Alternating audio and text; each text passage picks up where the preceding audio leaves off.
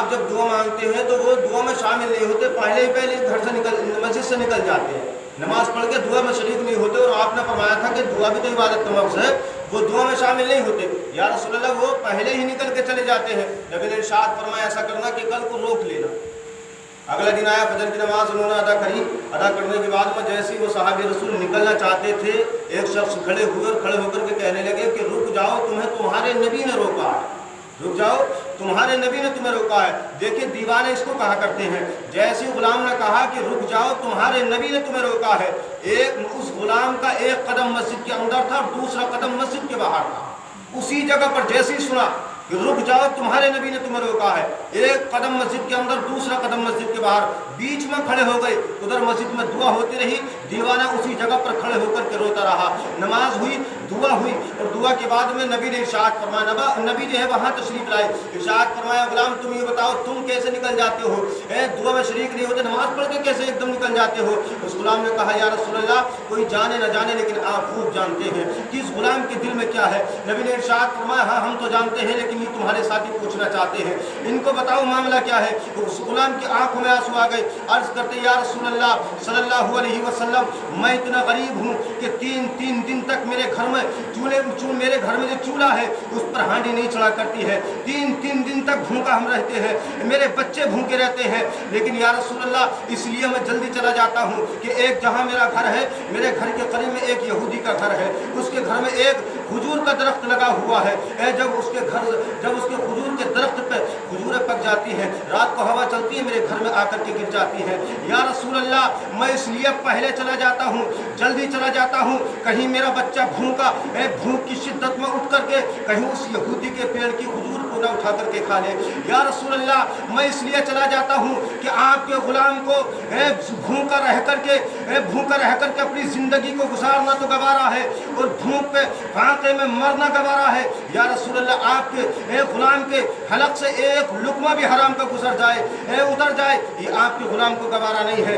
ہزاروں کا ہجوم لگا ہوا تھا، سب کی آنکھوں میں آنسو تیرنے لگے۔ میرا نبی نے ارشاد فرمایا کہ جاؤ اپنے گھر کی طرف جاؤ۔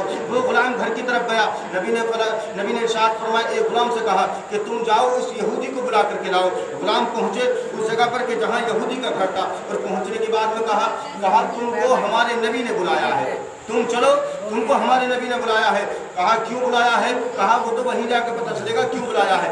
نبی کی بارگاہ میں پہنچے، پہنچنے کے بعد میں نبی نے ارشاد فرمایا کہ ہم جو تمہارے گھر میں جو کھجور کا درخت ہے ہم اس کو خریدنا چاہتے ہیں، ہم اس کو خریدنا چاہتے ہیں۔ فرمایا جتنی قیمت تم مانگنا چاہتے ہو ہم سے مانگ لو، ہم تمہیں اس کی قیمت دیں گے، لیکن یہ ہے کہ کھجور کا درخت تم ہمیں دے دو۔ اور نبی نے ارشاد فرمایا کہ تم اگر ایک کھجور کا درخت ہمیں دنیا میں دو گے تو ہم جو ہے تمہیں جنت میں 10 درخت عطا فرمائیں گے۔ لیکن یہ ہے کہ جنت کو بھی تو ایمان والے ہی جانے، وہی تو جانے گا جو جانے گا، جو جس نے پڑھا ہوگا کہ جنت کی اہمیت ہے کیا، ایمان والا جانے گا۔ وہ نہیں جانتا تھا کہ جنت ہے کیا چیز۔ کہا کہ حضور وہ جنت کا معاملہ بات ہے، ہمیں تو دنیا میں چاہیے، بدلہ ہمیں دنیا میں چاہیے۔ کہا کہ اگر دنیا میں بتاؤ کتنی قیمت لینا چاہتے ہو؟ اس نے کہا ہمیں اتنی قیمت چاہیے۔ نبی نے ارشاد فرمایا کہ جاؤ تمہاری قیمت ابھی تمہیں چکا دیتے ہیں۔ نبی نے اتنے پیسے جتنی اس نے قیمت بتائی تھی نبی نے نکال کر کے اس کو دی، اور کہا کہ اب وہ جو درخت ہے وہ ہمارا ہو گیا، اب تمہارا کوئی اس میں ساجہ نہیں ہے۔ اس نے کہا ہاں درخت جو ہے تمہارا ہو گیا۔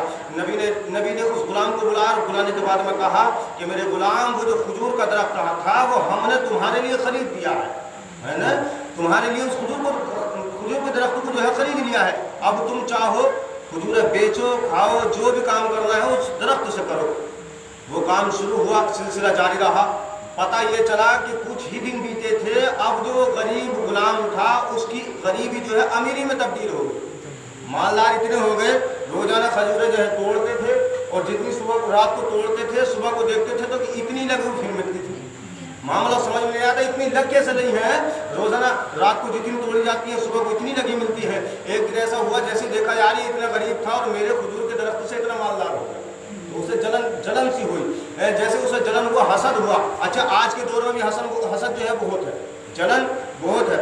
معاملہ یہ ہے دیکھیں اگر کسی کا اگر پڑوس میں اگر مکان بن گیا تو پڑوسی پہلے جلا بیٹھا، اس سے پہلے ایسا ہو گیا کہ اس کے پاس اتنا مال آیا کہاں سے، اتنا مالدار ہوا کہاں سے۔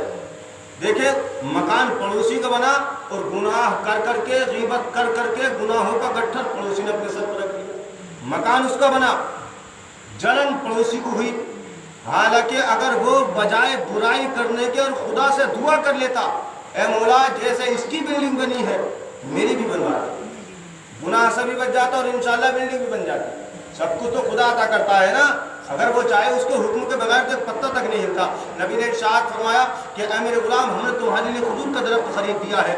وہ غلام اتنے مالدار ہو گئے کہ اب اسے پریشانی ہوئی کہ یار ہم نے کھجور کا درخت ہی تو بیچا ہے، وہ جگہ تھوڑی بیچ دی ہے کہ جس جگہ میں کھجور کا درخت ہے کھڑا تو ہمارے گھر میں ہے۔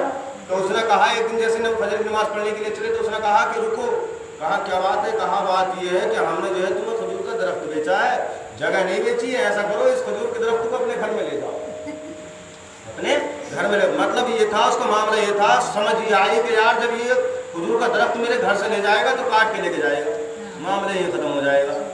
حسد تھا نا، تو اس نے کہا ایسا میں ہوں نبی کا غلام، ہمارا کام ہے پہلے ہم خدا کی عبادت کرتے ہیں، ہم جا رہے نماز پڑھنے کے لیے، بعد میں کرنا جو بات کرنی۔ کہا کہ نماز پڑھ کے لے جائیے، کہا ہاں نماز پڑھ کے لے جائیں گے۔ نبی کی بارگاہ میں پہنچے، عرض کرتے یا رسول اللہ وہ جو کھجور کا درخت آپ نے خرید کے دیا تھا نا ہمیں، اب وہ یہودی کہہ رہا کہ آپ ہمارے گھر سے اسے لے جاؤ، پریشانی آ گئی، اب ہوئے کیا؟ نبی نے ارشاد فرمایا کہ پریشان کیوں ہوتے ہو میرے غلام، جاؤ اور جانے کے بعد میں کھجور کے درخت سے کہہ دینا کہ کھجور کے درخت یہاں سے اکھڑ، اس لیے کہ جس کا تھا اس کو قیمت میرے نبی نے ادا کر دی ہے، اب تو میرا ہے، میرے گھر میں چل، یہاں سے اکھڑ اور میرے گھر میں چل۔ تاریخ بتاتی ہے کہ جیسے اس غلام نے اس سے کہا کہ میرے نبی نے حکم دیا ہے یہاں سے چل، میرے گھر میں چل، دیوار تھی وہ کھجور کا درخت، دائیں ہلا بائیں ہلا، آگے ہلا پیچھے ہلا، اپنی جڑ کو زمین سے جدا کرنے کے بعد میں دیوار کو کودا، غلام کے گھر میں جا کر کے کھڑا ہو گیا۔ اب اس نے دیکھا یار ہے معاملہ یہ ہے کہ کہنے سے کھجور کا درخت یہاں سے اکھڑ گیا، کہا یار یہ تو بتا دے اس میں تو نے کہا کیا ہے؟ کہا کیا ہے؟ میں نے یہ میرے نبی کی پاور ہے۔ اس نے کہا یہ میرے نبی کی پاور ہے، میرے نبی نے حکم دیا تھا، میں نے کہا میرے نبی نے کہا ہے یہاں سے اکھڑ میرے غلام کے گھر میں چل۔ تو اس نے کہا یار جب نبی نے کہا ہے، نبی نے اتنی دور سے کہا ہے تو یار کچھ نہ کچھ تو ان کے اندر ہے۔ کہا کہ ایک کام کرو، کھجور کا درخت بعد میں لے کے جائیے، ابھی یہاں دیکھ بھال بعد میں کریو، پہلے اپنے نبی کے پاس میں ہمیں لے کر چلو۔ غلام اس کو نبی کے پاس میں لے کر کے گئے، جانے کے بعد میں کہا کہ یا رسول اللہ صلی اللہ علیہ وسلم اب ہم مان گئے ہیں کہ اگر کوئی سچا مذہب ہے تو وہ ہے مذہب اسلام، وہ ہے مذہب اسلام۔ یا رسول اللہ سمجھ میں بات یہ آئی ہے کہ جب آپ نے یہاں سے بیٹھ کر کے یہ حکم پیڑ کو دیا، درخت کو دیا کہ یہاں سے اکھڑ اور میرے غلام کے گھر میں چل، وہ درخت اکھڑ کر کے یہودی کے گھر سے نکل کر کے غلام کے گھر میں پہنچ گیا۔ یا رسول اللہ سمجھ میں بات آ گئی کہ اگر کوئی سچا مذہب ہے وہ ہے مذہب اسلام، اب دیر نہ کیجیے بلکہ کلمہ پڑھائیے اور ہمیں داخل اسلام کر لیجیے۔ نبی نے کلمہ پڑھایا، داخل اسلام کر لیا۔ دیکھیں پھر کام جو ہے وہ سلسلہ پھر جاری رہا، پہلے تو چل ہی رہا تھا، روزانہ کھجوریں ٹوٹ بھی نہیں اور بک بھی رہی، سلسلہ پھر جاری رہا۔ وہ تو جا کر کے غلام کے گھر میں کھڑا ہو گیا، پھر سلسلہ جاری رہا۔ نبی نے ارشاد فرمایا غلام یہ تو بتاؤ روزانہ اتنی کھجوریں توڑتے ہو، پھر صبح کو دیکھتے ہو پھر لگی نظر آتی ہے، معاملہ سمجھ میں نہیں آیا۔ کہا یا رسول اللہ صلی اللہ علیہ وسلم آپ ہی کے تو فرمان پہ عمل کر رہا ہوں، ایک دن آپ ہی نے فرمایا تھا کہ جو مال خدا کی راہ میں خرچ کیا جاتا ہے کبھی وہ مال ختم نہیں ہوتا بلکہ پروردگار عالم اس مال میں خوب برکت عطا فرماتا ہے۔ تو میں اللہ کے نام پر اس کھجوروں کو خرچ کرتا ہوں، غریبوں کو تسلیم کرتا ہوں، رات کو جتنی توڑتا ہوں صبح کو دیکھتا ہوں پھر اتنی لگی نظر آتی ہے۔ تو یہ محبت ہے، نبی کی محبت ہے۔ وہ غلام کہاں؟ مسجد کے ایک دروازے کے اندر ایک پیر اور ایک پیر جو ہے مسجد کے باہر تھا۔ تو یہ محبت ہوا کرتی ہے۔ نبی نے بھی یہی حکم دیا ہے کہ میں تم سے کچھ نہیں مانگوں گا مگر یہ ہے کہ تم میری قربہ سے محبت رکھو، میرے خاندان سے محبت کرو، اور خاندان سے مراد ہے میرے اور تمہارے پیغمبر نبی کی بیٹی حضرت مولا علی، حضرت امام حسن اور امام حسین، ان کے بارے میں نبی نے فرمایا کہ میرے خاندان سے محبت کرو، اس پر میں تم سے کچھ نہیں مانگوں گا۔ اور نبی کریم صلی اللہ علیہ وسلم ارشاد فرماتے ہیں حسن حسین کے بارے میں کہ میرے بیٹے حسن اور حسین جنتی جوانوں کے سردار۔ فاطمہ کے بارے میں فرماتے ہیں کہ میری بیٹی حضرت فاطمہ جنتی عورتوں کی سردار ہے۔ کس کو؟ فاطمہ زہرا کو۔ اور نبی کتنا پیار اپنی بیٹی سے فرماتے ہیں، کتنا پیار فرماتے ہیں کہ جب نبی کی بیٹی نبی کے پاس میں آتی تو نبی کریم صلی اللہ علیہ وسلم ادب و احترام کے ساتھ کھڑے ہو جایا کرتے، और अपनी जगह पर नबी अपनी बेटी को बिठाया करते थे। तो ये मोहब्बत का मामला है। आइए सुने, एक हदीस सुने।